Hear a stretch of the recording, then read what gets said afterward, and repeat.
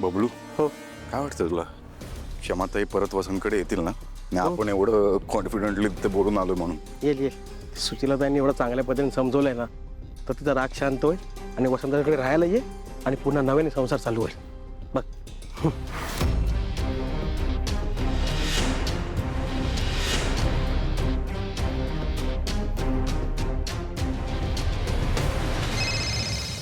हां बोला.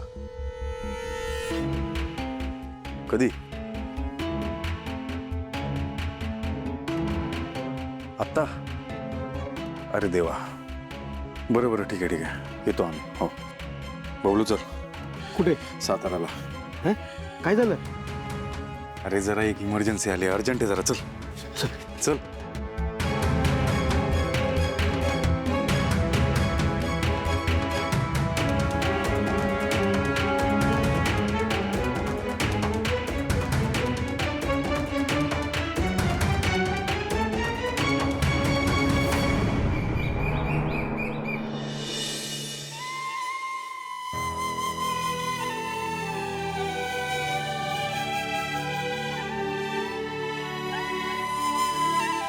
अमृता, इथे का बसले हिला घेऊन? काय कांड केलं तुम्ही? हळू बोला ना जरा. आत्ता कुठेतरी डोळा लागलाय तिचा. दचकून उठायची ना. ए बाई, आपली तिची स्वतःची मुलगी नाहीये, विसरलीस का तू? उगीच फार माया लावू नकोस. तुला काय सांगतोय, कुठेही मायेचा पाझर फोडायची सवय झाली तुला. मरो. ऐका ना, रक्ताचा नाता नसला तरी माझ्या काळजाचा तुकडा आहे. आणि असंही माझी म्हणणारी माणसं कशी वागली ते विसरले नाही. नको टोमणे माणूस. कुठल्या परिस्थितीत आणि कुठल्या दबावाखाली मी मोनिकाशी लग्न केलंय तुला नीट माहितीये. का मला विलन ठरवतेस? का मला दोष देतेस? तुम्हाला निमित्त हवं होतं आणि ते तुम्हाला मिळालं. आणि जाऊ द्या, मला जुने वाद उकरून काढायची इच्छा नाही. पण प्लीज माझं एक काम कराल का? मला माहिती आहे मोनिका तुमचं काहीच ऐकत नाही, पण तरी प्रयत्न कराल का तुम्ही प्लीज? तिला म्हणावं, तिला जी काय शिक्षा द्यायची ना ती मला दे, पण या मुलीला आत घ्यायला सांगा ना. तिला रात्री तिला आत झोपायची परवानगी द्यायला सांगा ना प्लीज. अजिबात नाही. मी मोनिकाला असं काही एक सांगणार नाही. तुमच्या बायकांमधली भांडण आहेत, मला नका इन्व्हॉल्व करू यात. मला माझ्या घरात शांतता हवी आहे, कळतंय तुला? आणि तुझ्यासाठी, या पोरीसाठी तर अजिबातच मी काही बोलणार नाही तिच्याकडे. आणि मोनिका माझं ऐकते की नाही हे राहू दे. आज हे अमृता मेहंदळे लावून मिरवतेस ना, ते फक्त आणि फक्त माझ्यामुळे. या घरात तू राहतेस ते फक्त माझ्यामुळे. नाहीतर आईला सांगून तिने तुला कधीच बाहेरचा रस्ता दाखवला असता, कळलं का? त्यामुळे अमृता मॅडम, जरा शिस्तीत राहा. माझी नका काळजी करू तुम्ही. उलट तुम्ही तुमचं स्थान या घरात टिकवून ठेवा. तिने तुम्हालाच कधी घराबाहेर काढलं नाही म्हणजे मिळवलं. जाम चुरू जी बोलायला लागली का तुझी? मोनिका आणि मला घराच्या बाहेर काढणार नाही. तू इथेच राहा रात्रभर, हीच लायकी आहे तुझी. काय ना, वाटलं होतं आपलं जुनं नात जे होतं ते आपल्यात, तिला म्हणणार होतो की अमृताला आतमध्ये येऊ दे, पण नाही. तू याच लायकीचीस. इथेच थांबतो रात्रभर.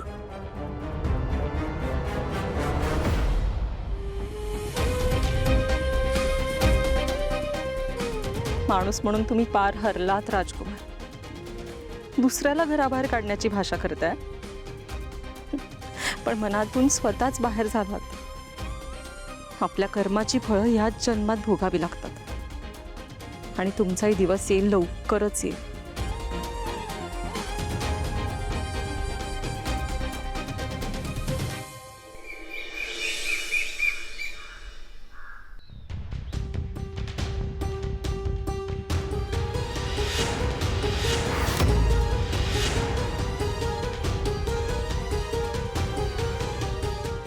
वहिनी,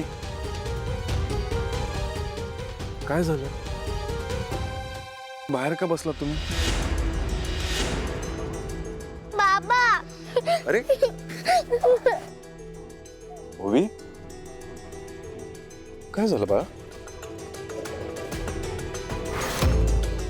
का रडतेस तू वहिनी सांग ना मला काय झालं काय नाही रे बाबा, असंच तू आलास ना बस झालं. मग तू का रडतेस जेव्हा हिचा लाडका बाबा घरी येईल तेव्हा तो विचारेल की तुम्ही दोघी अशा घराबाहेर का उभ्या. तेव्हा जर चुकून सुद्धा ही शिक्षा मी दिली असं त्याला सांगितलं तर मी त्याचं काय करेन हे तुम्हाला दोघींना चांगलंच माहिती आहे ना. काय नाही रे, डोळ्यात कचरा गेलाय. खोटं नको बोलूस माझ्याशी काय झालं ते सांग मला अरे बाबा काय नाही रे, आम्ही असंच बसलो होतो. तू जास्त टेन्शन घेऊ नको, चल आपण आज जाऊ. थांब जोपर्यंत मला खरं सांगत नाही तोपर्यंत मी आत नाही येणार काय झालंय सांग वहिनी तू तरी सांग सारंग काकू नको ना. बाळा बाबाला आत गेल्यावर सगळं खरं खरं कळणारच आहे, त्यापेक्षा आपणच त्याला सांगूयात ना. सारंग आम्ही काल रात्रभर बाहेरच होतो, म्हणजे आम्हाला घरात कोणी घेतलंच नाही. मोनिकाने आम्हाला शिक्षा केली. मग आजचा उरलेला दिवस आणि पूर्ण रात्र या घराच्या बाहेर काढायची. शिक्षा नाही म्हणजे चूक आमचीच होती. बाबा थांब ना. सारंग बाबा. सारंग अरे ऐक ना. आई तुम्ही बाहेर आला नाहीत म्हणून मी तुमच्यासाठी इथेच घेऊन आले. अगं अमृता कुठे आहे? ती दिसली नाही सकाळपासून.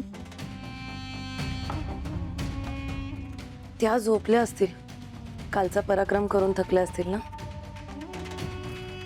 मला अजिबात कळतच नाहीये अमृताला ही अशी दुर्बुद्धी का सुचली असेल. घरातली मोठी सून आहे,